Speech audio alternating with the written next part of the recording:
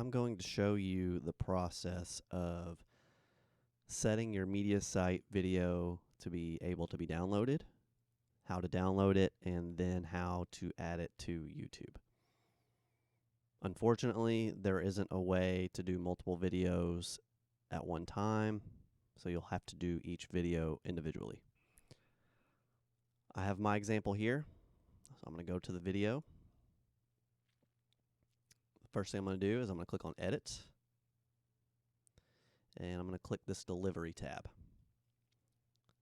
I'm going to select the Vodcast option, and then I'm going to set this setting right here, and the Vodcast at 2.5 megabits per second is the option I would select.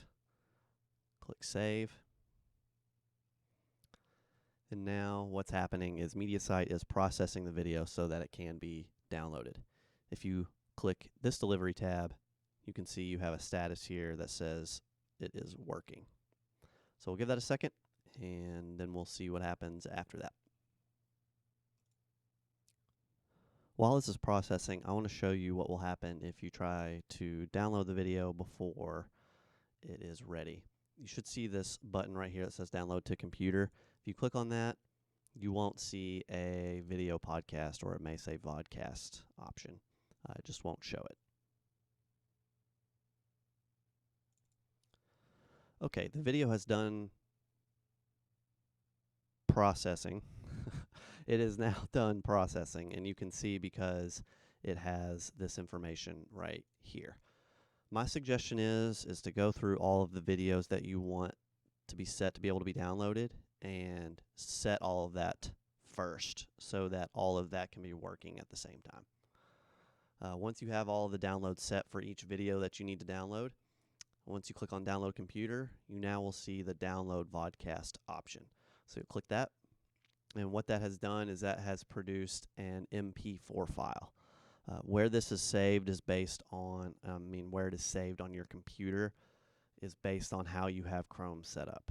I think by default that is set to be in your Downloads folder on your computer, but you may have changed that, and so only you will know where this MP4 is located.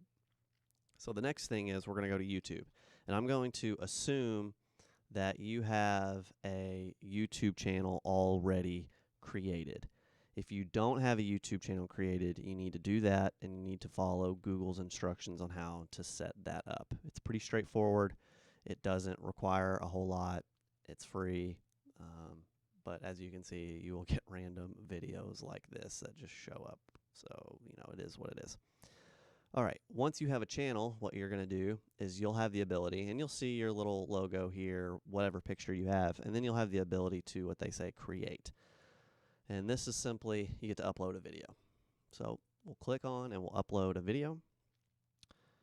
We'll select that specific video file. Like I said, it's probably in downloads, so this is actually where it's saved for me. It is an MP4 file, so you see this MP4. It does accept that, so this should be pretty simple.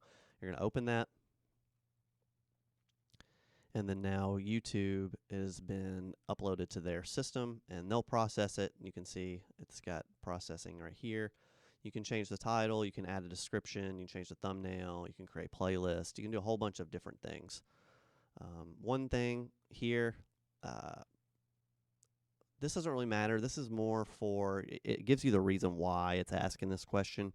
But if you're not really making it for kids, just say no. It doesn't really matter for what the reason you're using this, but I would just by default say no. Click Next. Again, it says Video Elements. This is more for people who make a living off YouTube that want to add like title cards, so you can completely ignore this. Click Next. And then this is kind of an important thing. This is the privacy of your video. If you set to private, what will happen is anyone who wants to view this, you have to send them the link, and they have to create a Google account. So that's not very effective. Unlisted is good in the sense that if you set it to unlisted, the video won't show up in YouTube's search engine. So people can't really search for the video. It won't show on your YouTube channel. But anybody who actually has the link, which is this link right here, this video link, anybody who has that link will be able to view the video. If you set it to public, it will show up in the search engines. It will show up on your YouTube channel. It can be searched for. And so that is just something to understand the difference there. Once you have that all set up, you can see actually that processed pretty quickly. So it's a short video. What I would actually do before you click save is simply copy this video link. And then I would open up a Word document or something like this and simply copy and paste that link to the Word document, because after you have 10 or so, it's going to be hard to keep up with all of them, all of the links. And so that's how I would do that if you're wanting to share per video. Theoretically, something else you could do, if you click save, you can create a playlist that we saw in this details section that's for all of the videos, and you can actually share that playlist. And so, I guess I have to save. Sorry about that. Let me actually go to details. You can create a playlist. So you see it says new playlist. You could say, oh, Kim 108 videos or whatever, however you want to label that. And then you could save them to that playlist. And so let's just say I want to save it to tips and tricks. That's one I've created. Go back to visibility. Save it. There's the video. That's the specific video. But in your YouTube studio, this is where all your videos live. You see, where was that? Tips and tricks right here. If I click on that, you can see now every single video that is in that playlist is viewable, and you can simply copy and paste and share that playlist. That's an easy way to share if you know they're going to be on YouTube.